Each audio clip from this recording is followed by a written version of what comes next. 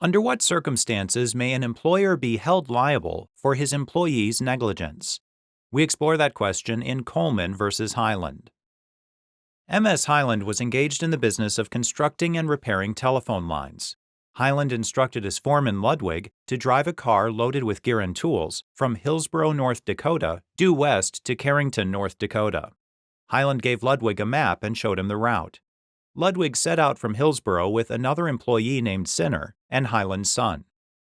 Before reaching Carrington, Sinner asked Ludwig whether they could visit Sinner's sister in McVille, which was north of their designated route. Ludwig agreed. The detour to McVille added about 36 miles to the men's trip. After leaving McVille, Ludwig headed to Carrington by way of New Rockford, a town that wasn't on their original route. Near New Rockford, Ludwig collided with a horse and buggy. Johnny Kohlman, the buggy's passenger, was injured in the collision.